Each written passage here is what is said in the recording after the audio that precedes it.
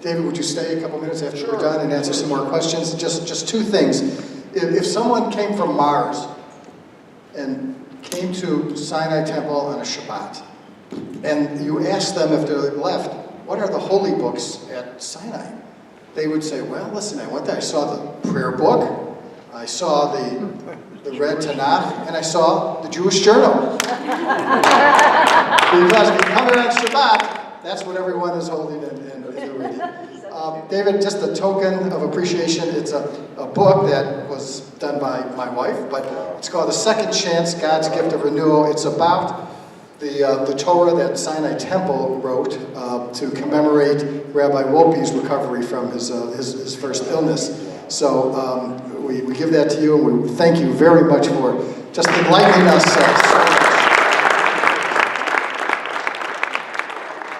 Just a couple of things I know you all want to eat. We still have a bit of a ritual to go through here. Just a couple of things.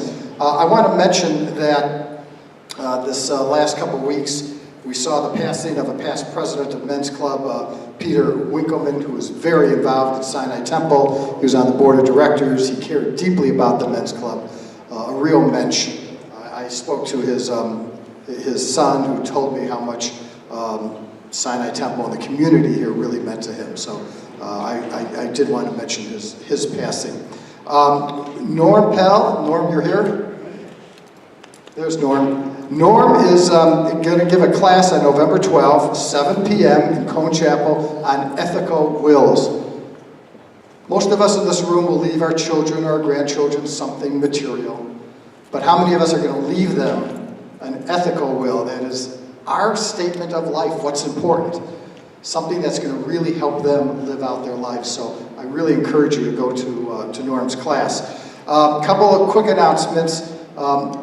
Every year in March, the Men's Club has their Burning Bush Awards dinner, and our two couple nominees, honorees this year are Lena and Frank Pornazarian, and also Phil and Jan Zakowski, two fabulous, fabulous couples who work tirelessly for the Jewish community. March 15th, please put that on your calendar. Then in December 2 will be the third of our mini-series. We've heard Rabbi Wolpe, we heard David Suissa, and then on the 2nd of December we're going to hear Rabbi Artson, who's going to talk about the wisdom from the Torah, how to take the wisdom and really make your life more meaningful, make your life richer. January 6th, that's the new year, we're going to have game night for the Men's Club, poker, backgammon, and tequila. And I just want to say, if you've enjoyed our meetings and you enjoy the dinner, please join the Men's Club. We have over by Ellie, we have applications. It's only $60, and you will help us to perpetuate programs like this. So I really encourage you, if you aren't members, please go ahead and sign up. And unless anyone has anything to add, I'll say Pateo Bon, and eat well and enjoy. Thank you so much.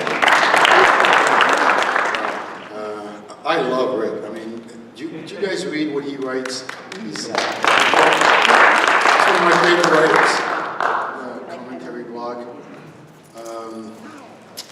And I want to thank Ralph, Carey. Thanks for the invitation. You know, there's a special place in my heart at Sinai.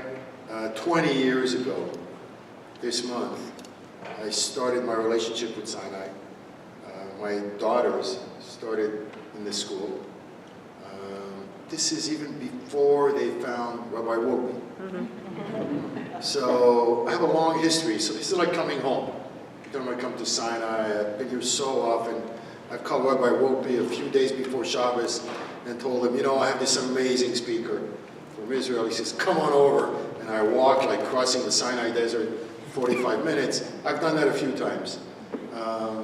So I have a long relationship with you. It feels good to be here, so I'm honored to be invited. You know, when you write a weekly column, you're always obsessed with this idea of I can't repeat myself. I've been writing every week for 8 years. I've not missed a week. Wow. And always something that comes to my mind. I can't repeat myself no matter if I can speak 500 times. It's always a big deal for me because maybe because I bore myself. So before coming tonight, I said, you know, let me see if I could say something. say something that maybe I haven't heard before. And it's interesting because who was here on Sunday night with Danielle? Yeah, he's a close friend. He and I went out for dinner after, so I got a chance to really ask him some tough questions. And I really loved the talk. It was really terrific. And for those of you who were not there, I mean, if I could summarize an hour in 30 seconds, he basically spoke about ethnic consciousness and mitzvah consciousness, the two great sort of forces and polarities in the Jewish world, and how to create sort of the ideal balance between the two. And we often oscillate between one or the other. And the idea of mitzvah consciousness really stuck with me ever since he spoke, and it's sort of the theme of tonight, as Ralph and Carrie were mentioning, and we saw in the films. You know, rituals. Mitzvah and rituals overlap. So after I left the talk on Sunday night, I was trying to see what can I add to the picture. Whereas Danielle spoke about balancing ethnic consciousness and mitzvah consciousness, what I was thinking about is how do we build mitzvah consciousness? Danielle spoke about how mitzvah consciousness has been dominated in America by two words, tikkun olam.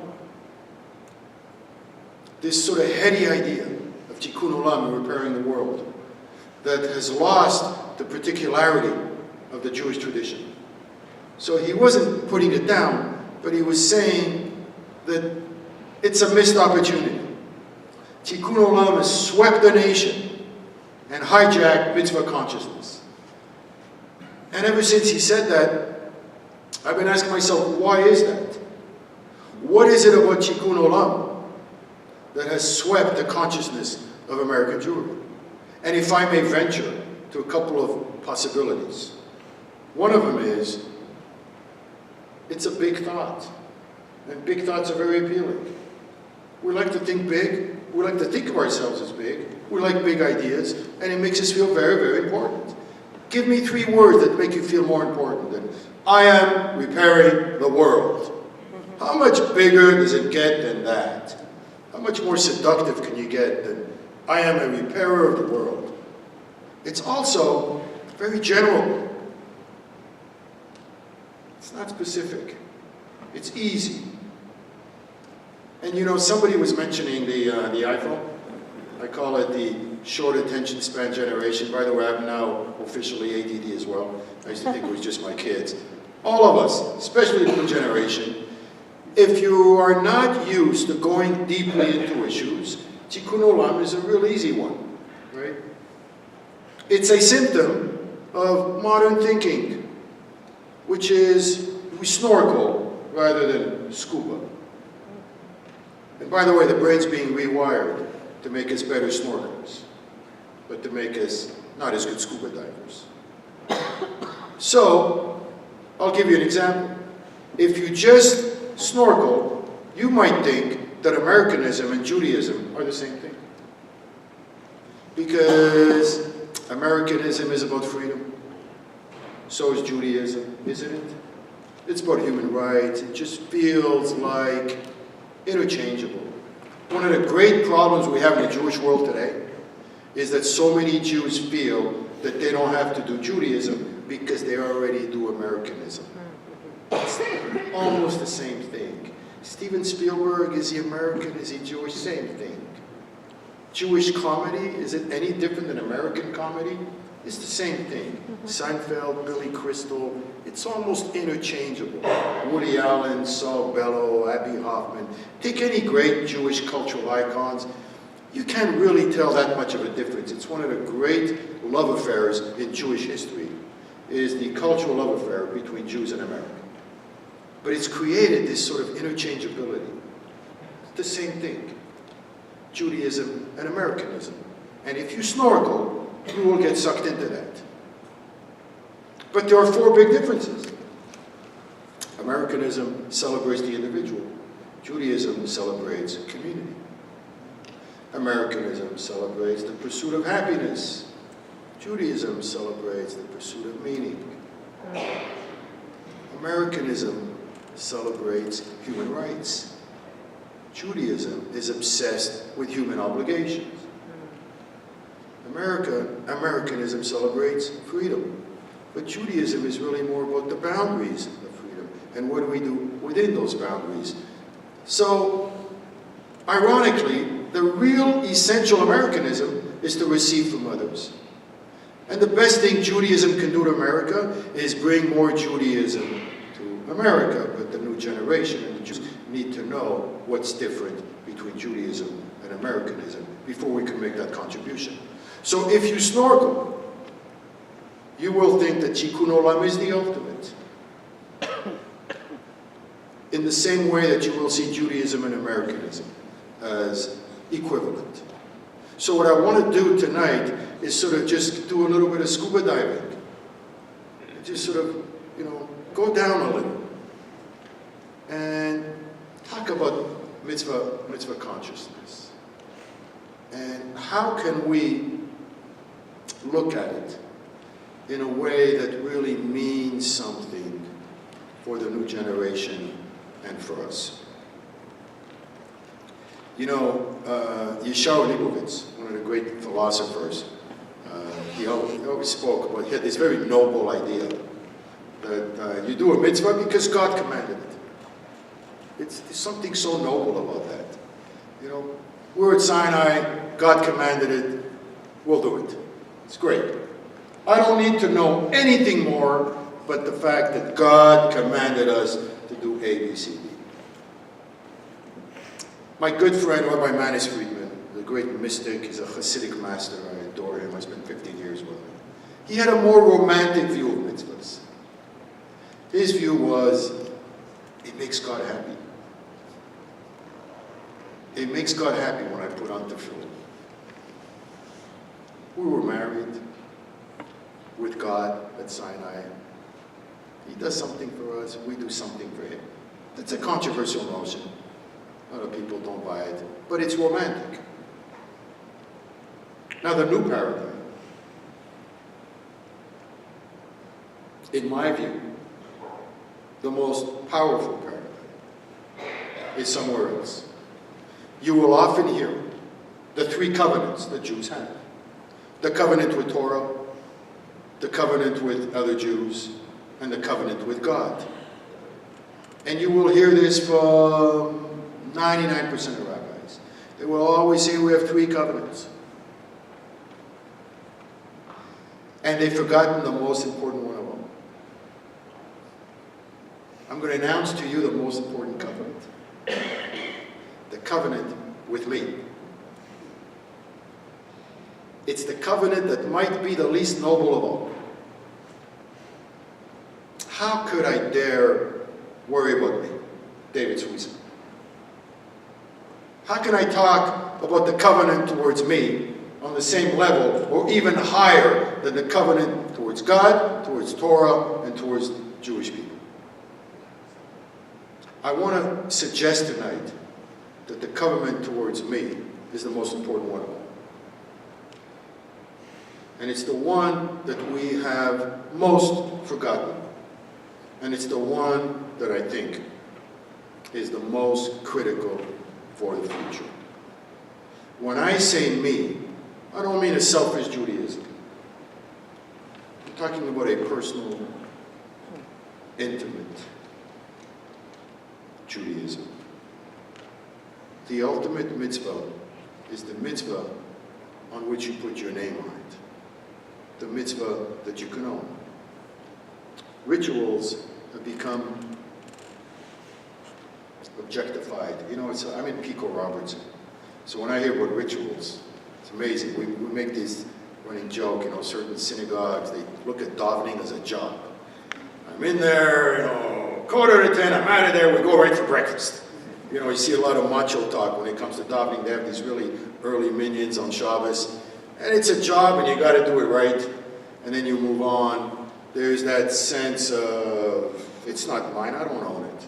The mitzvah, it's a job and it's got to be done. And on the other end, you have that super noble, I'm not here for myself, I'm here for the world, and I'm here to change the world, and I'm here for the community, and I'm here to be with God, and so forth. and somehow we're embarrassed. We don't know how to do me. It doesn't feel Jewish. Meanwhile, they got 10,000 self-help books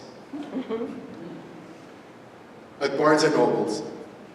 You got Oprah Winfrey. You got this enormous billion-trillion-dollar industry on self-improvement.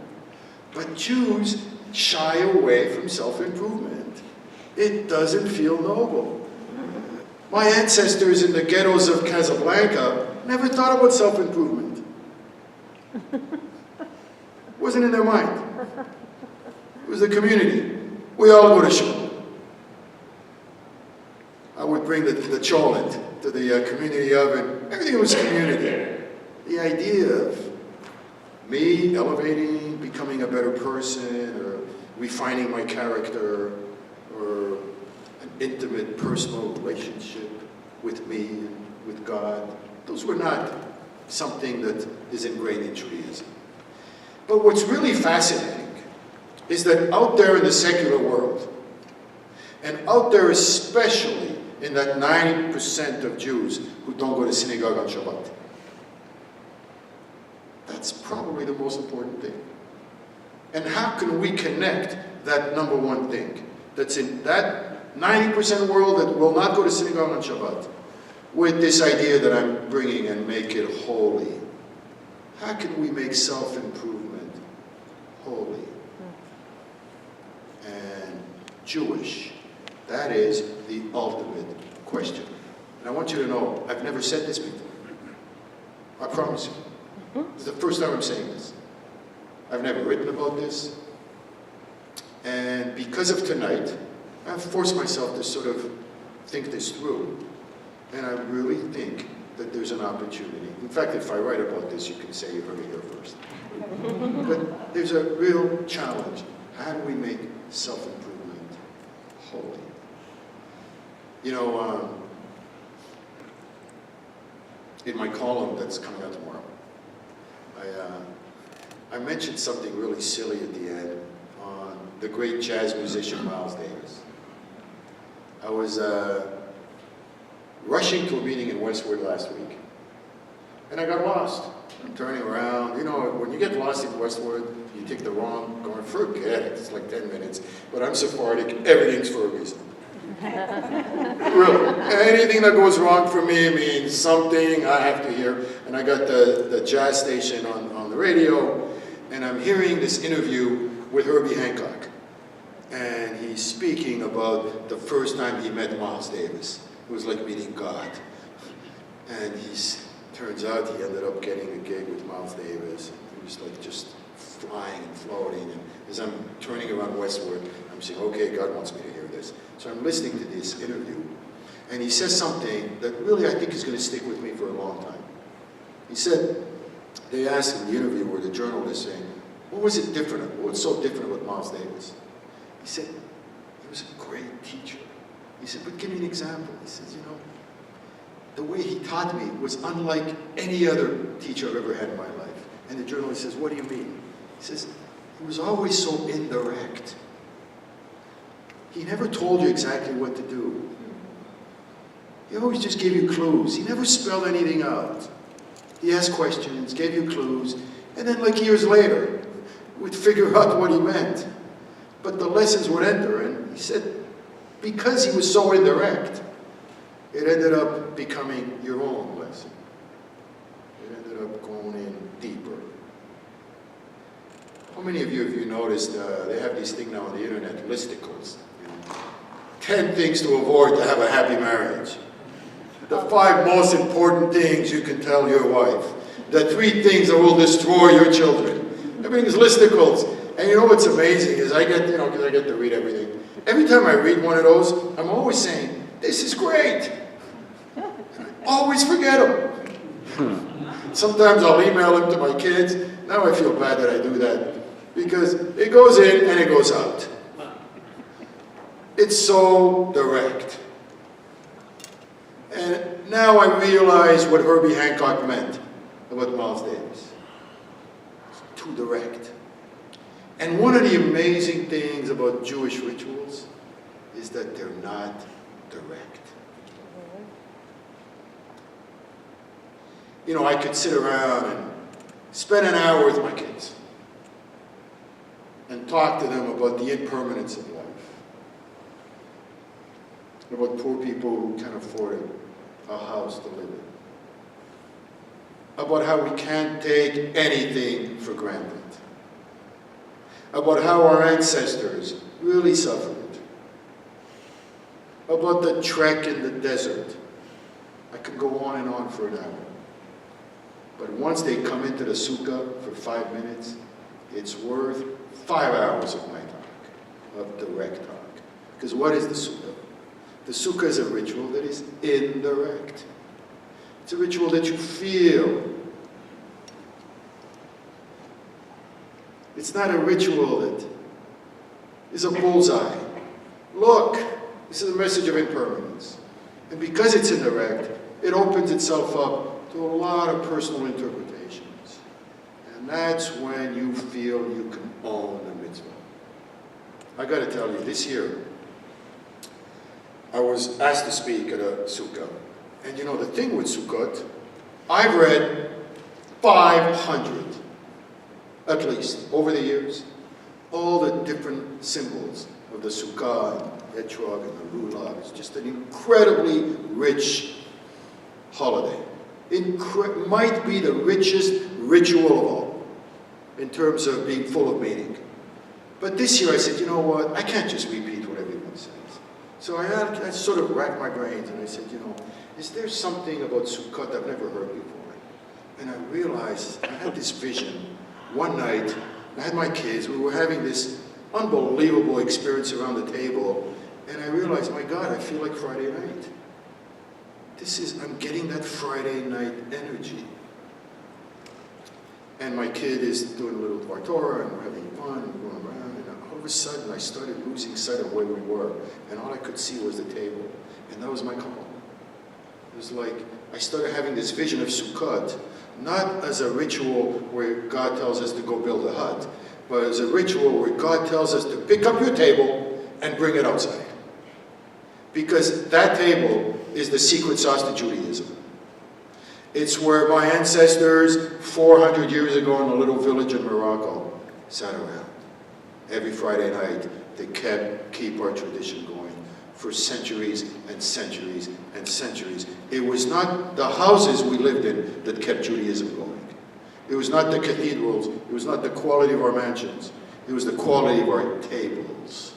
So I had this vision of Sukkot as a holiday where we're asked to take this secret sauce of Judaism and bring it outside to make the point to our children and everyone else, what keeps Judaism going is not the house, but this, the table. We're now going to take this table and give it minimal protection so that we can make the point that it's all about the table. Now that's my interpretation. And we are so fortunate to have a Jewish tradition that allows us to put our own name on a mitzvah. Where you can take your own interpretation of the mitzvah and make it your own. That sukkah is now my personal mitzvah. It is my intimate, personal connection to the ritual. It's now my own. I own it. It's Suissa's ritual. It's my baby. There's nothing more powerful than saying this is my baby. I own this. One of my favorite rabbis, I think I have like 500 favorite rabbis. Has anybody ever met a small rabbi? They're all big rabbis. One day I want to meet a small rabbi. This big rabbi in Israel. Anyways, big rabbi in Hancock Park. He said a great thing. He said, you don't give to someone because you love them. You love them because you give them. The power of ritual is that you are giving to Judaism. Talk is not enough. And the more you give to Judaism, the more you love Judaism. I would love to see every member of Sinai Temple. You have about 10 and a half months to think it through, to plan it. I'd love to see every member of Sinai Temple build a sukkah next year. And I think it could be done. And I will tell you, there are few holidays where you give so much to Judaism. And the more you give, the more you love. So when I talk about a personal Judaism, I'm not talking about a Judaism where we're talking to each other. When Ralph spoke about not driving on Saturday afternoon after you've driven to the synagogue, this is serious stuff what he said. It's very serious. Because if you decide not to drive on the rest of Shabbat, you will be giving a tremendous amount to Judaism. And the more you give to Judaism, the more will become yours. When Daniel Hartman spoke about a mitzvah consciousness, it was in a very general way. I think one of the challenges of Judaism moving forward is to pick one idea. An idea that applies to every possible human being. And that works in a powerful, meaningful way. My nephew got married a few years ago to one of those families that never goes to synagogue. Anti-religious. Completely disconnected. My side of the family is more frum, so I was at Pat's Friday night, and one half totally disconnected, the other half completely from Montreal and so forth. And my sister, who loves me, says, David, can you do it for Torah? You know, we're doing the Shalom Aleichem and all that good stuff. And I said, you want me to do it for Torah? I mean, this is the most amount of Judaism they've done in many, many years. I mean, so I had to come up with something to say. How do you talk about Shabbat? How do you say something holy to a Jew that does nothing? That's anti-religious, that doesn't like rabbis. How do you do that? And I knew that going in.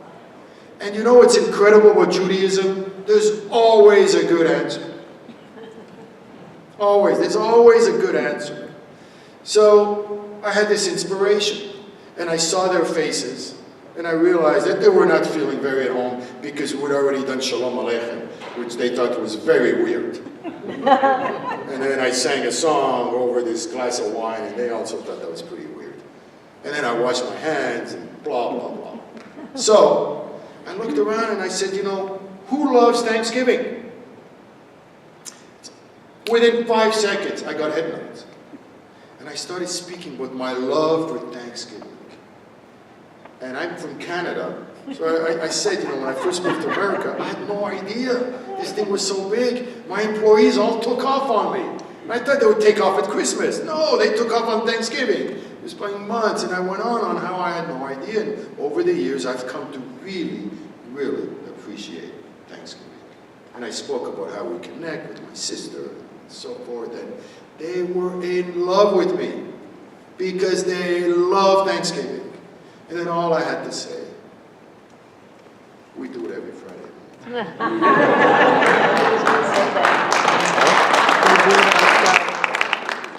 This thing that I love so much, I can't wait another 364 days. I love it too much. And it's funny because the couple that got married, they come to our house almost every Friday night. And their gift that I gave them a Shabbat kit with benchers and candles and the whole shtick, right, that they can do Friday night. Over the years, I'm often asked to consult with Jewish groups. And because I have a reputation, Suissa likes to speak to everybody. I'll go to a gay lesbian synagogue, God bless them. I go everywhere. I'll speak at the Kinnis, the Lubavitcher convention that I'm going to be in a couple of weeks. Everything in between. Reform, I've spoken at J Street, you name it. That's my reputation, and I enjoy it. So I'm often asked, what can we do? Well, we're losing Jews. I had a group of, one of the new phenomena here in LA is Israelis who grew up in Israel, but their kids grew up in the Valley, grew up in LA. So the parents still have a connection because they grew up in Israel. But they're noticing now that the kids are disconnecting from Judaism because they didn't grow up in Tel Aviv, Israel. So there's a really interesting phenomenon. And they say, we're losing our kids. Suissa, what can we do? I hear it from the Reform, and I hear it from everyone. And look, it's an issue that we all have to deal with. Somebody once told me that almost half of the graduates of an Orthodox school in LA are not Shomer Shabbat anymore. So let's not think that any of us are immune to this syndrome. We're not in the ghettos anymore when Judaism was not a choice. We're in America where Judaism is a choice. And that's a factor we all have to reckon with. So I'm often asked. And you know what I've had to do? I've had to summarize all my advice. Because too often, things get complicated. And you talk about assimilation, and you talk about connection. If you looked at the Pew study, it is so easy to get completely caught up in the Mishigas. Sephardic, I know Mishigas. It's so easy to get caught up in the Mishigas of the research.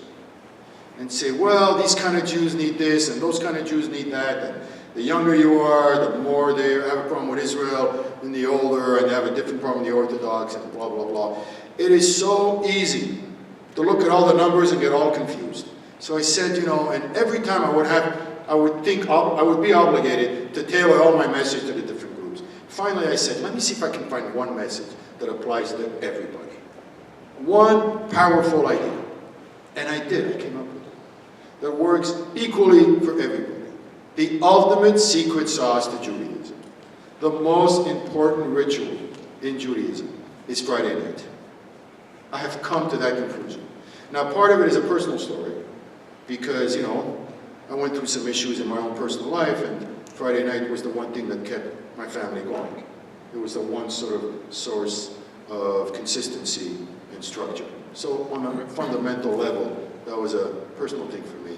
But I got to tell you, over the years, it's grown and grown and grown to the point that I can't imagine not having my Friday night with my kids and my guests. Everything I love about Judaism can be wrapped up into the Friday night table. There is an absolute magic that God created to the 7-day rhythm. It's almost sublimely perfect. As you start dipping on Thursday, He just catches you just when you need to get spiritual nourishment. It's almost like 8 days would have been too long and 6 not enough. Just there's something I really believe that mystically perfect about 7 days. The whole rhythm that every Friday night Judaism rescues me and nourishes me for another 7 days. Shabbat is one where I can invite you all to put your name on it. It is the ultimate expression of everything I've spoken about tonight. The idea of taking a ritual and making it yours. I have done that. One of the ways I've made Shabbat mine is to spread it out during the week. If an employee comes into my office and I'm really upset, and it's Tuesday and it's not Shabbat, I borrow from Shabbat. The Shabbat energy stays with me all week long. I will not get upset. I need Shabbat on Tuesday even more than I needed Saturday. There was a great Rebbe that said, it's not about keeping Shabbat, it's about keeping Shabbat with you. So this is how me, David Suissa, I'm putting my own stamp on Shabbat. It's my baby. I own it. It's about me. Me, me, me, me, me. Right? Shabbat makes me a better person. Shabbat brings meaning to my life. Shabbat makes me happier. And you know what happens? When I take better care of me, when I have more meaning, when I'm happier, I end up loving all those other 3 things a lot better. Those 3 covenants that all the rabbis talk about, the covenant with God, the covenant with Torah, and the covenant with my people. When I take better care of me, when I own the mitzvahs, I end up having more love for those other 3. That's my insight for tonight. That's my invitation to you, to look at this incredible buffet, this incredible menu of rituals that our tradition offers us, and put your name on it. If the ritual is a mezuzah that's on your kid's room, make it yours. When you kiss the mezuzah, think of the love that you have for your children and a reminder of showing that love, because in the same way that you're kissing the mezuzah, you can kiss your children. When you're lighting the Shabbat candle, how do you put your name on a lit candle? Is it that you see the candle as an ideal in your own life, as a symbol of who you want to be? The candle reminds me that I want to be a candle. Me, David Suissa. This candle is making me better. It's not just about God or my people or my Torah. It's about me. That candle makes me better.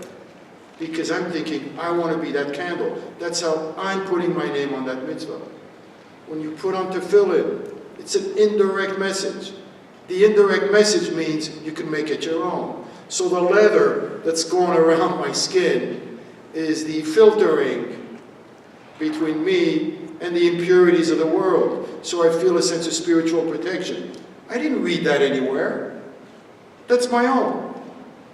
That the tefillin is not making me a better person. I want it. How can we survive without that? We can't. If we're able to take Judaism and speak to the whole new generation, it's good for you. It makes you a better person. It makes you happier. You can own it. It's your baby. That's when we'll make a difference.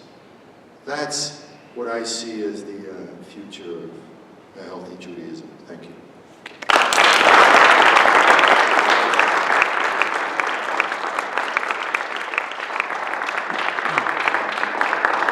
Thank you, David. That was very, very brilliant and insightful. The whole idea of do a ritual for yourself and make it meaningful for yourself, and don't do it for someone else.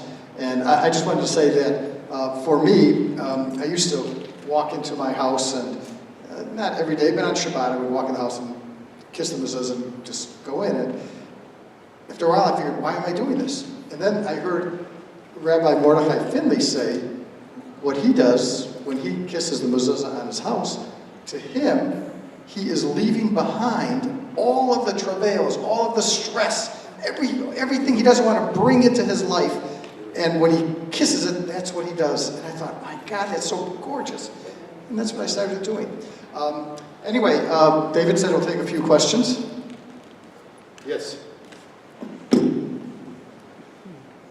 First, with Fromm and Steck, we talked about assimilation. That's the Sephardic Jew assimilating. That's part of your words you used. But my question is, a comment, don't we do what you were saying in terms of making it us? That's what Yom Kippur is all about.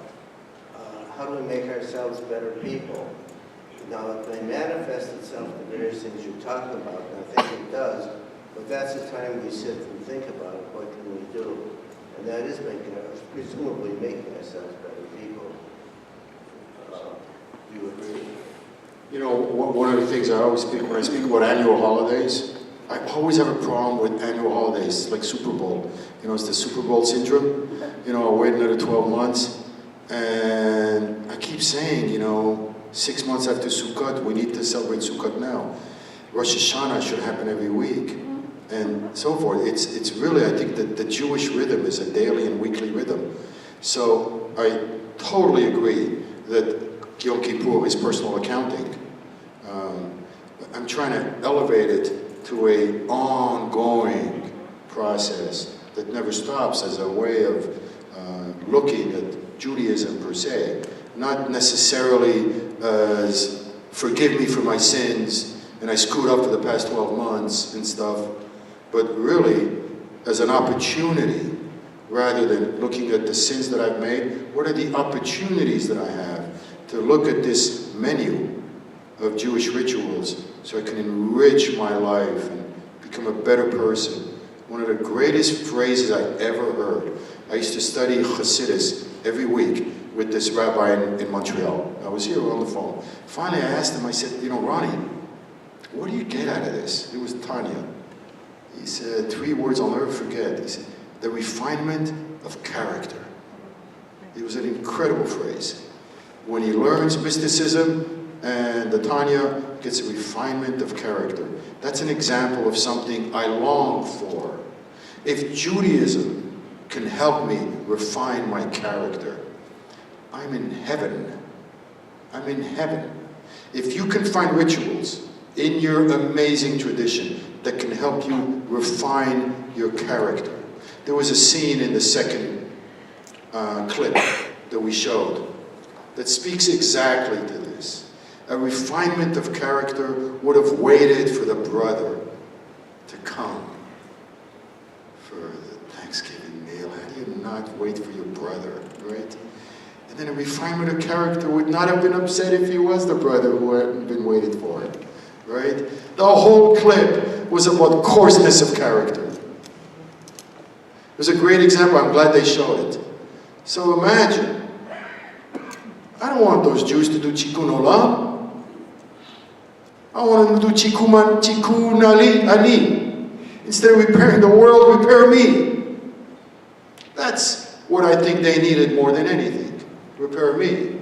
How does Judaism make me a better person? So I'll either wait for my brother to come, or if I'm the brother who they didn't wait for, I'll take it.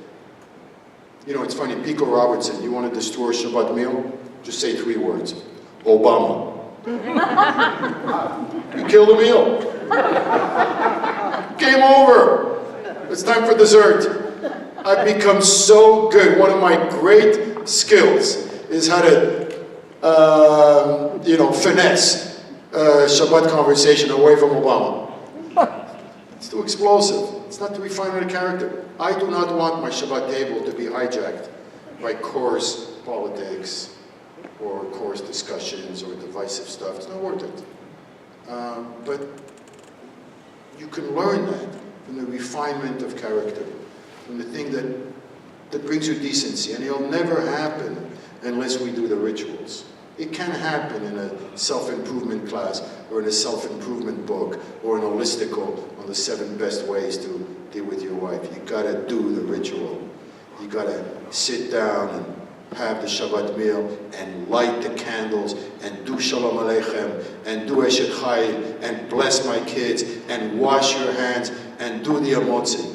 You gotta do it all. It feels great to do it all. Jews don't just sit down and eat. It's one of the great things about Jews. First of all, we don't like to stand up and eat. We like to sit down. There's such dignity in Jewish rituals. And we ought to honor them, and the best way we can honor them is to make them ours. My kids never say, when do we eat? It's like a running joke, you know. They know it'll get me upset. When do we eat? Because it's about a half hour until we eat, when we sit down for Friday night. There's so much to take care of. I want to hear them talk. I want to hear them bring something interesting to the table. The whole ritual of the table. We make it ours. It's got the name Suissa on it. And whatever your family name is, put your name on the Friday night Shabbat ritual. And whatever you do, if there's one thing I want you to remember tonight, don't not do something because it's Orthodox. Or don't not do something because, well, we don't do that. You know, we don't mix. We don't build sukkahs. It's not our tradition. Hashem only counts the mitzvahs you do, not the ones you don't. Break out of your own box. I have a friend of mine, every year, all he does for Yom Kippur, the only time he goes to shul is Ne'ilah. He's completely locked in. It's like dogmatic. I said, you're as dogmatic as my ultra-Orthodox friends. You will never budge from your approach. Oh, I'm going to go 2 hours a year or in Ne'ilah. Break open your own boundaries. You know, I tell Orthodox people all the time, why don't we learn from the Reform? And the Reform, why don't you learn from the Orthodox? You know, how often does an Orthodox group go downtown and help the homeless? Why is it that that should be a reform idea? Where is it written that only the Reform work with the homeless? And where is it written that only the Orthodox build sukkahs and put on tefillin or whatever? Only the Orthodox don't drive on Shabbos. I love the chutzpah of breaking personal boundaries. I love that. In fact, you know, I'm going to speak to my brother, David Wolpe. You know, I adore David and I are very close. I love him. And I'm going to tell him this idea of building a sukkah, because you're a very unique temple, by the way, because things happen here. You have a way of making things happen. I can tell you, because, you know, in the Jewish Journal, we get to see everybody. Sinai has a winning reputation. Over the years, he calls me up, I have this new idea, Atid, we're going to do it, boom, let's do it. You really make things happen. And I think you might be the first conservative temple in history that's going to follow Sukkot all the way. I have a feeling that if any conservative temple will do it, it'll be you. You'll take a page out of your, because, you know, there is not one member of Young Israel of Century City who does not build a sukkah. You will not find an Orthodox family that does not have a sukkah on Sukkot. And I'm saying, are they any different than you? Why should they? Do they love Judaism more than you? Absolutely not. I guarantee you, Orthodox Jews do not love Judaism more than you do. I guarantee you. So, in the same way that I encourage them to break out of their own boundaries, I encourage you to break out of your own boundaries so that we can put our own name on it. So that this mitzvah does not belong to God, or the Orthodox, or the Reform. It belongs to me, David Suissa. Any other questions? Lynn? First of all, you're terrific. Really enjoyed what you had to say. Shabbat is very important to us. It's not as important to our children and grandchildren. And so when we say to them, will you come for Shabbat dinner? Well, it's too far to go. You know, the kids are tired. They've been at school. It's not our thing. It's your thing. What can you say to them to make them want to come? These are your kids? These are my kids. Because we didn't have Shabbat when they were growing up. We didn't celebrate Shabbat. Okay. So that's another thing. I can tell you from my family, you know, it's like you don't waste your request, you know, with kids. It's like, I have like very few, like we don't whine, we don't hit, and we come to the table Friday night. So I could have asked you 100 things, kids, asking you 3. It's not much. So I think I can just tell you from it's sacred. So it's a non-issue, my family, because from the very beginning, they know that it's sacred. It's like you can do everything you want, but you never miss Friday night table. So if it's not at the sacred level yet, I think you can have a personal conversation during the week, very one-on-one with your kid, and say, I would really like you to consider making this a sacred time in our family, because it really, really means a lot to me, and I think it can mean a lot to your family. At the very least, let's try to start with once every 2 weeks. Or once every 3 weeks, something that is hard to say no to. But once they come, it's never about food. You know, one of the big things, you know, Judaism, we transcend our nature. Whenever people tell me, well, do it, you know, be true to who you are. I don't want to be true to who I am if who I am is not going to lead me to a good place. Who I am might be someone who wants to sit down and eat right away. If that's who I am, I don't like who I am. I want to transcend my nature. And you know, the truth is, it's not easy to sit down. It's easier to sit down and just eat. But if you really go through the process of the spiritual aspect of Shabbat, where you go through the prayers and the rituals and the blessings of the kids, and you know, I learned from a rabbi, you know, there's so many different things you can do. There was Rabbi Weil from Bet Jacob. He had this amazing thing. He was a genius, but he would never say anything on Friday night table. He had a lot of guests. And he had this ritual of always going around the table. And he would say, Suissa, tell me about your company. Suissa, tell me what's bothering you. What's on your mind these days? What are you passionate about? He'd go around the table. He'd point at people. He said, what are you passionate about this week? And then somebody would say, I started this new thing. It was a camp for women. And, it's incredible how people are animated when you ask them what they're passionate about. I have a 14-year-old daughter. When I ask her what she's passionate about, my God, she's going to go on Hemingway in this new book. And we listen. We listen because I'm going to ask my other daughter in UCLA, what are you passionate about this week? And she'll tell you about a new artist that she discovered in class. And then there's my other one, Mia, who's got her own business doing jewelry. What are you passionate about? Well, I learned something on design, and so forth. It could be basketball, because my boy is obsessed with basketball.